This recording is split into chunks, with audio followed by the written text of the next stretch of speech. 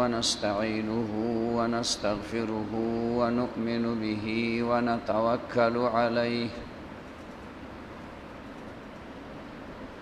ونعوذ بالله من شرور أنفسنا ومن سيئات أعمالنا من يهده الله فلا مضل له ومن يضلله فلا هادي له ونشهد أن لا إله إلا الله وحده لا شريك له ونشهد أن سيدنا وحبيبنا ورحمتنا ومولانا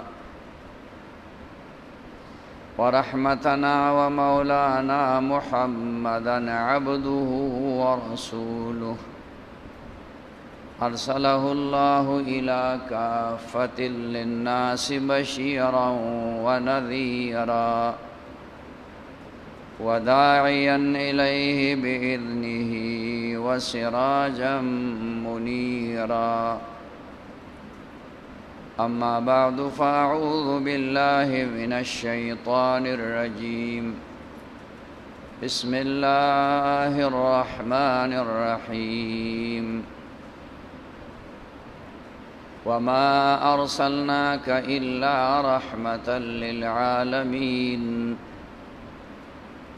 إن الله وملائكته يصلون على النبي يا أيها الذين آمنوا صلوا عليه وسلموا تسليما اللهم صل على سيدنا محمد وآله وعترته بعدد كل معلوم لك اللهم صل على سيدنا محمد وآله وعترته بعدد كل معلوم لك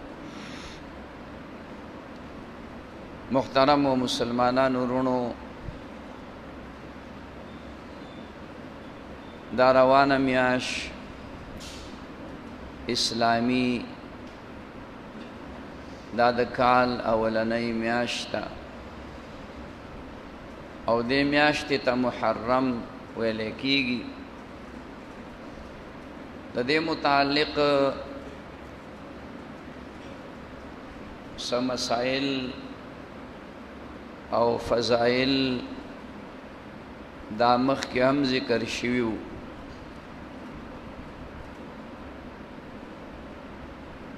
او د دې متعلق څه مختصر خبره هغه نن هم کوو زمارونو د کوم وخت نه چې الله پاک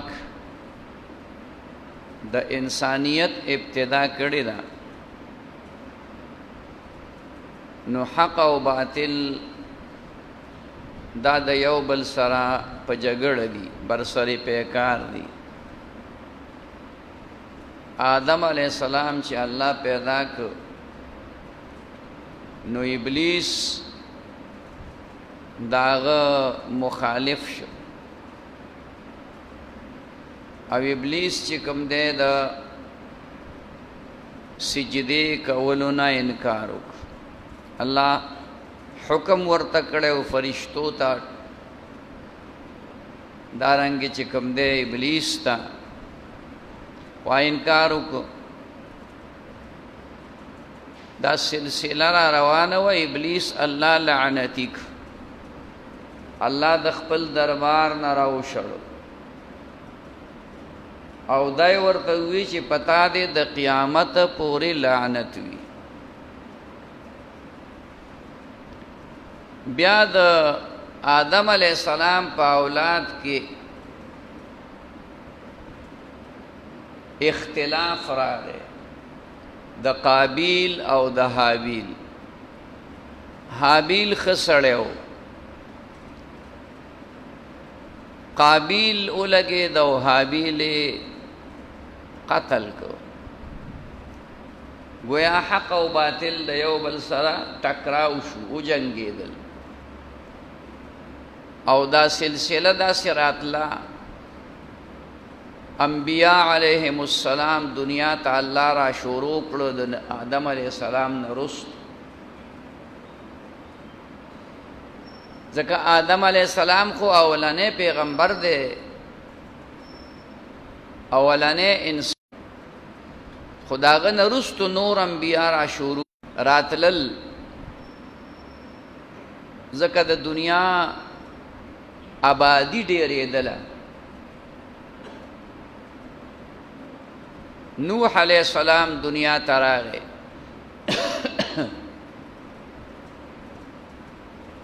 د نوح علیہ السلام قوم ډېر نافرمانه و، ډېر محنت پې هغه وکړه په سوونو کاله باندې،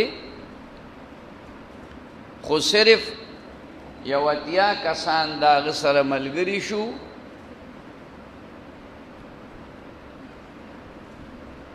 او نور نافرمان شو، الله هغه هم هلاک. دا قانون دی د الله پاک چې الله به حق ته بری ورکوي او باطل به الله ذلیله کوي او رسوا کوي به. ها امتحان په طور باندې الله پاک کله د حق والا خلق ډیر زیات په تکلیف کې واچي او ډېرې سختۍ پې تېرې شي، ولږې تندې مسافرۍ هجرتونه قتلونه. خو یو وخت دا راشي چې ډېر خلق قربانۍ ورکي، خپل سرونه قربان کی، ویني وبهیي، شهیدان شي،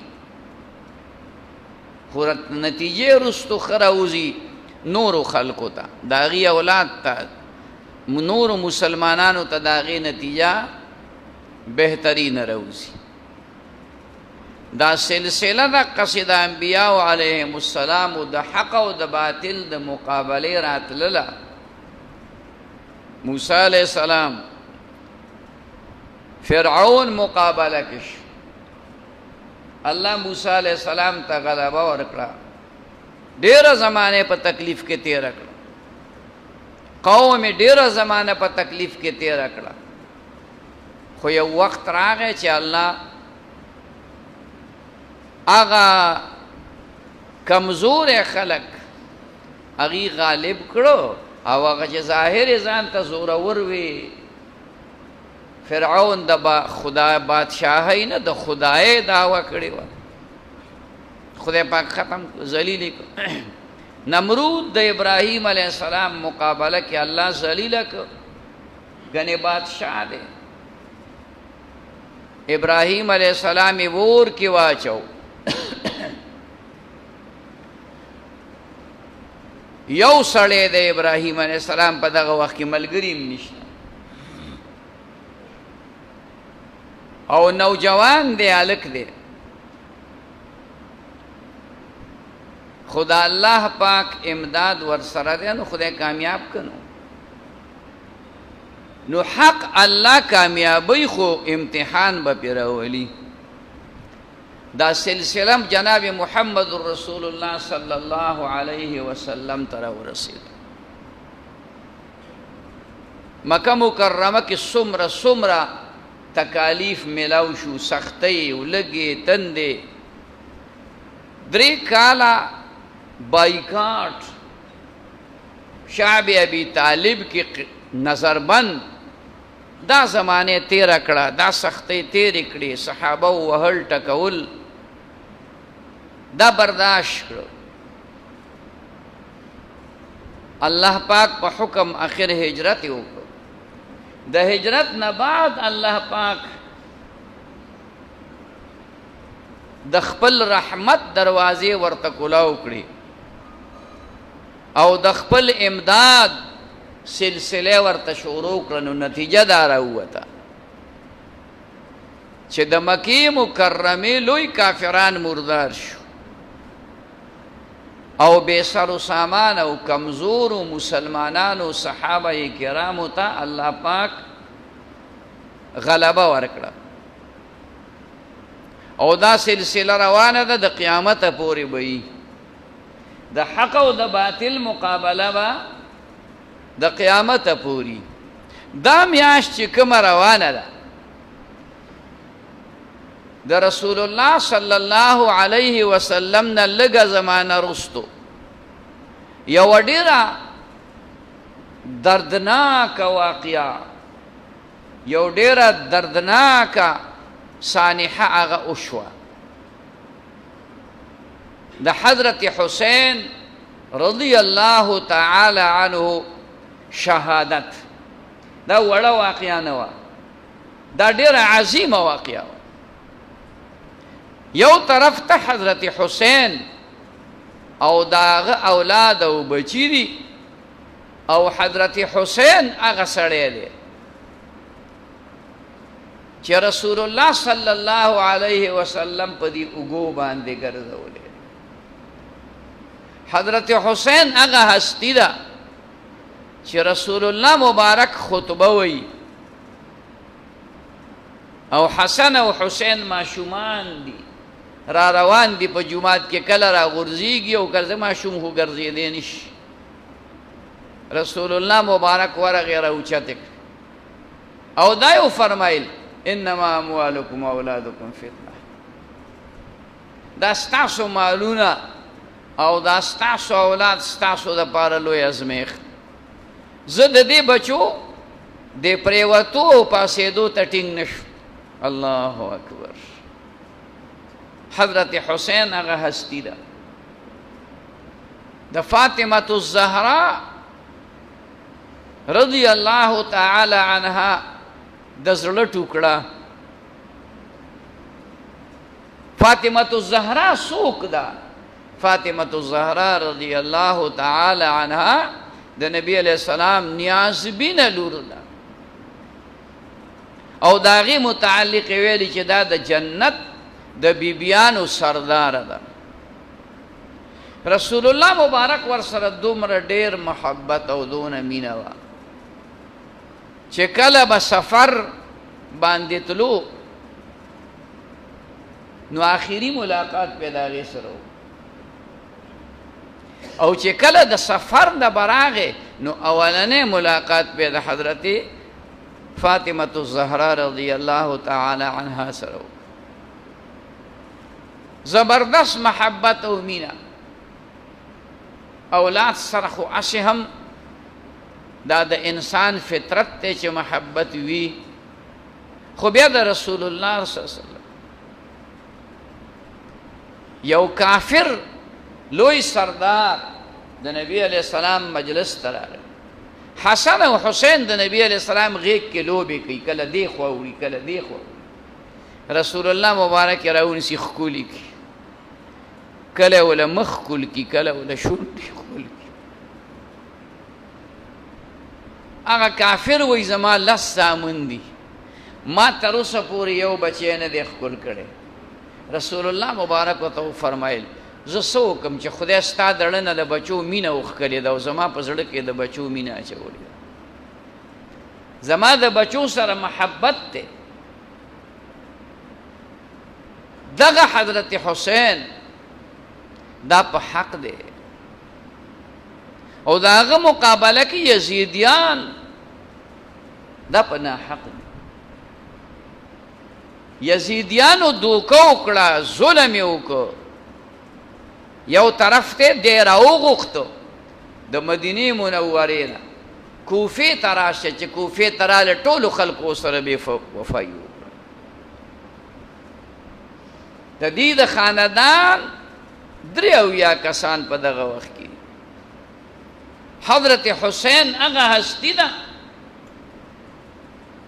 چې یزیدیانو پې اوبه بندې کړې.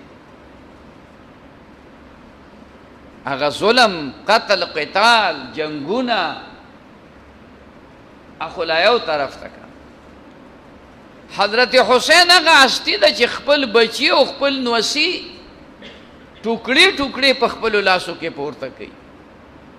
زخمی بچی دا په لاسونو کې را پورته کوي او حالت دا ده چې هر یو د تندې نه وچ خوله وچه ده، جبه وچه ده. دی حضرت حسین دا کار ولی کو؟ د دغه سړي خبره ولی نه منله؟ د یزید په لاس بیعت ولی نه کو؟ د یزید تابعداري ولی نه کوله؟ ځکه چې هغه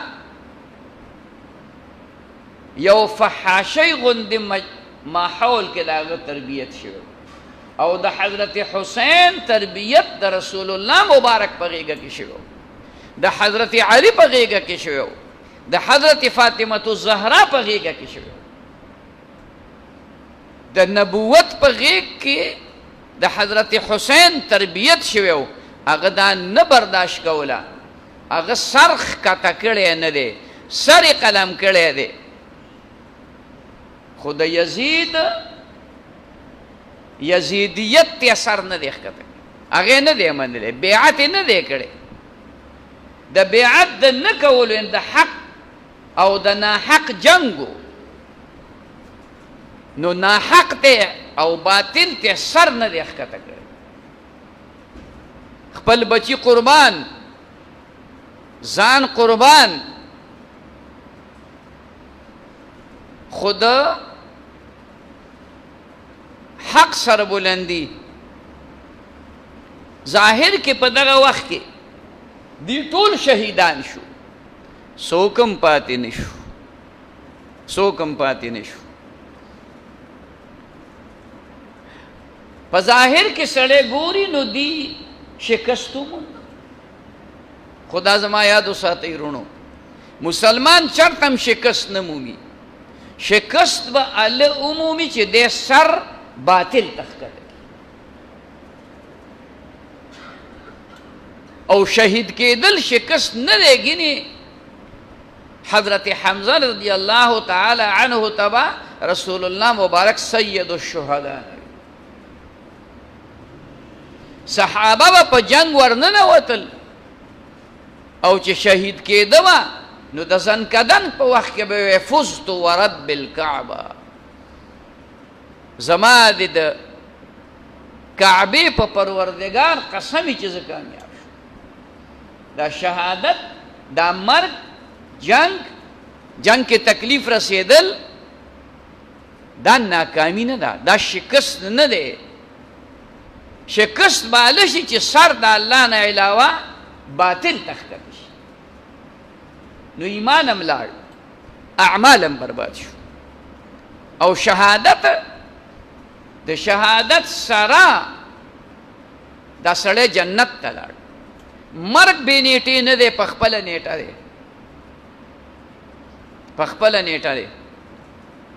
په دغه بچو کې یو ماشوم بچ پاتې شوی، حضرت سید زین العابدین مسجد نبوی کې لګیا دی، خیرات یې کړی دی او خلکو باندې خوراک تقسیموي، هر یو ته بیل بیل. یو سړي ته خوراک ورکړو، نو هغه ته وویل چې تا زه ونه پېژندم. هغه ورته وی او ما وپېژندې؟ تا هغه سړی وی چې د کربلا په میدان کې ته زمونږ مخالف او مقابل وی او تا په موږ باندې اوبه بندې کړې وې. وی ته خو عجیبه سړی، د هغې باوجود هم ته ماله خوراک راکې. وی هغه ستا لوښی او دا د نبوت لوښی دی. د زړه کې د نبوت هغه مینه او محبت او د نبوت او د پیغمبر د سنتو احترام دی. د هغې په وجه باندې د دشمن سره هم زه ښه کوم. ګنې که زه تا ونیسم نو ټوکړې ټوکړې کولی دې هم شم.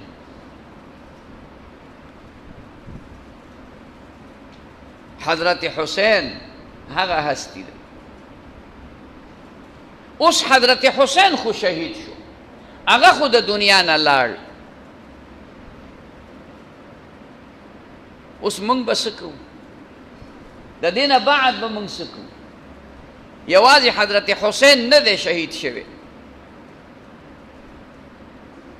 د صحابه کرامو نه راواخله تر ننه پورې بېشماره مسلمانان نیکان صالحان علما دینداره تقوادار خلق دا شهیدان شوي څوک په یو نوم څوک په بل نوم خو شهیدان شوي دي د ظلم د لاس هغوی شهادت موندلی دی خو دا تاریخ وګوره چې دا شهادت هغوی ته ولې میلاو دی چا ته پیسې غوښتې نو هغې نه ورکولي عهدې باندې شهیدان شوي نه د دنیا په څیز نه دي شهیدان شوي شهیدان شوي دي نو صرف په دې شهیدان شوي دي چې باطل ته سر نه دی ښکته کړی باطل ته سر نه دی ښکته کړی نو چې دا کم حالت په حضرت حسین راغلی و نو د هغې معنا دا نه ده چې اوس به مونږ چغې وو او جاړو به او ساندې به وایو د حضرت حسین او ځان به وهو د دې نه غټ حماقت او بېوقوفي بله نشته په دې حضرت حسین ته نقصان او فایده نه رسی د حضرت حسین هغه ایمانی جذبه په ځان کې پیدا کا کومه جذبه چې په حضرت حسین کې وو د څه دپاره هغه شهید شوی و اوس ته لګیا جلوسونه دې راوښکلي دي او ځان وهې او کمیس دې وښکلی دی په دې باندې کار کېږي بجلیګر مولانا صاحب دی اللہ پاک غریق رحمت کی عجیب انسان د لوی مقام او مرتبه سړیو هغه به وي یا لکه که په دې کمیس ایستلو کې جنتي نو موږ به پسې پرتوګم وباسو مطلب دا چې په دې کې په دې وهلو کې جنت نه دی د حضرت حسین په اتباع کې چې هغه د ظالم مقابله کې کلک دیوال ادرید د ظالم مقابله کې سرخ کته نه کو نو نتیجه سره ووته نتیجه دا راووتله چې رستو هغه ظالمان خدای داسې نیست و نابود کړو داسې تتر بتر کړو د حضرت حسین سر دای په نیزه کې اوچت کړی دی او لګیا دی تلاوت کوي قرآن وایي ځان کې حسینیت پیدا کا په غربولو په ډبولو کار نه کیږي حسین سر د تنې نه جدا دی او د قرآن تلاوت کوي په نیزه کې اوچت او د یزید دربار ته راوړو یو سړی لګیا دی یو ډکی راغستی او دا شونډې وله مخکې رستو کوي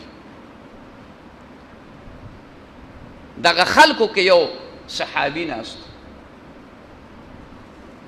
هغه ورته وی مه کوه ظالمه ما په خپله لیدلی دي چې د رسول الله صلی الله علیه وسلم شونډې مبارکې په دغه شونډو لګي ما رسول الله مبارک په خپله لیدلی دی چې د دې حضرت حسین شونډې نبی علیہ السلام ښکل کړي د رسول الله مبارکې شونډې په دې شونډو لګېدلې زما رونو دنیا کې حق او باطل مقابله ده د قیامته پورې به وي حق باندې به کله کله الله امتحان راولي خو بیا به نتیجه دا راوځي چې باطل به الله نیست و نابود کړي په افغانستان کې مسلمانانو باندې څومره تکالیف پورا صحراګانې د شهیدانو نه ډکې شوې پورا صحراګانې خو په حق ولاړو قربانیان یې ورکولې نتیجه دا راووته چې الله پاک 200 پر پاور د هغوی په لاس باندې ذلیل او رسوا امتحان راغی په شلګونو کاله امتحان راغی دې کې شک نشته خو نتیجه د سره وته، نتیجه دا راوته چې الله پاک حق له غلبه ورکړه او باطل مغلوب، باطل رسوا کړ. جاء الحق وزهق الباطل. نو زمارونو چې حضرت حسین د کم جذبه باندې د دنیا نه تللی، نو موږ به هغه عقیده، هغه جذبه، هغه ایمان، هغه ولوله په ځان کې پیدا کوو. که د حق او د باطل مقابله شي، نو موږ به د حق ملګرتیا کوو هر څنګه چې. ما تاسو ته بار بار دا خبره کړې چې د مرګ نه اخوا بل څه نشي کېدی، او دا مرګ بې نیټې هم نه دی. خو که چرته مرګ راغی او د دین په لار کې راغی او د دین د سربلندۍ دپاره راغی، نو د شهادت مرګ به نصیب شي. سابقه ګناهونه به راته الله معاف کړي. بهرحال الله دې موږ ته هم په دغه دین استقامت نصیب کړي او د اهل حقو سره، د علماو او د نیکانو او دیندارو خلکو سره دې الله زمونږه ملګرتیا او د هغې پشپناهي نصیب کړي. واخر دعوانا ان الحمد لله رب العالمين. دعا وکړي ربنا آتنا فی الدنیا حسنة وفي الآخرة حسنة وقنا عذاب النار. ربنا لا تؤاخذنا إن نسينا واخطأنا. ربنا ولا تحمل علينا إصرا كما حملته على الذين من قبلنا. ربنا ولا تحملنا ما لا طاقة لنا به. واعف عنا واغفر لنا وارحمنا أنت مولانا فانصرنا على القوم الكافرين. صلى الله تعالى على خير خلقه محمد وعلى آله وأصحابه أجمعين. آمين.